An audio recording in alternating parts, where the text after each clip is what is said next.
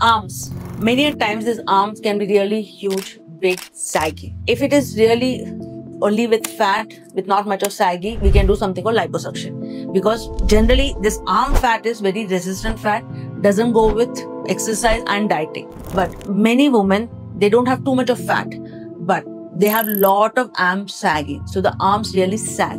So in this saggy arms, we do a procedure called technically brachioplasty, or in simple terms, arm lift.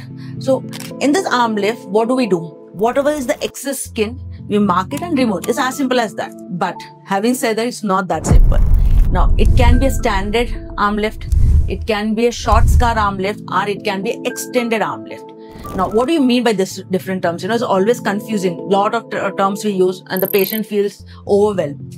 Now, when I say a short scar arm lift, I'm putting a scar or a cut only in your underarms. So who would be a good candidate?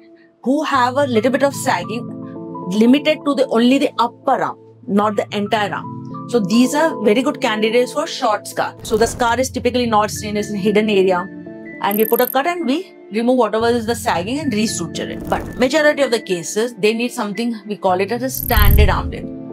That means the sagging is in the entire arm. Arm, when we say, is from the shoulder to the elbow. So the entire arm, there is sagging. In this, we can put different types of cut. Generally, I prefer to put a cut on the inner side of the arm, so that when you're sitting like this, the scar is always in the inner side. It's on this, basically this line of my dress. Hence, the scar is not seen until unless you lift your arm completely up. In this, we are putting a cut right from your underarms till the elbow line. But many a times, this is also not sufficient. We need to extend it more. That means even the underarms are pretty saggy, and sometimes even beyond elbow we need to extend. So this cuts would totally depend on the amount of sagging you have and the extent of sagging, because there's no point I put a cut only in your arms and give you underarms which are very saggy. So we may put to underarm. Furthermore, if you have more sagging, I always even extend the cut to the lateral chest wall. In a lot of people, even the lateral chest wall is very saggy. So this also can be done. Anyway, all this procedure can be done under general anesthesia. Typically, we do it in the morning and send back in the night. Recovery for arm lift is little more time taking, because the arms you cannot use, you need to give rest. It may take up to 3 to 4 weeks.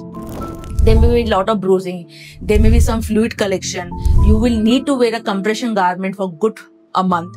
So having all this, you have to understand arm lift takes some of your effort too after the surgery. You need to follow the instructions given you by your doctor to get the best result. There can be some complications, like there could be some asymmetry between the right and left. There can be a bad scar. There can be a wound infection, some amount of seroma collection. But all this we can deal with. It can be correctable. Now, once you have got an arm lift surgery done, the results are typically for your life, until unless you gain a lot of weight again and lose a lot of weight, causing again sagging. Along with arm lift, we also combine something called arm liposuction. It's just not that we are cutting the sagging skin, we also contour the entire arms in the form of arm liposuction. Now, if you have any more doubts about arm lift or brachioplasty, please drop in a comment and we will get back to you.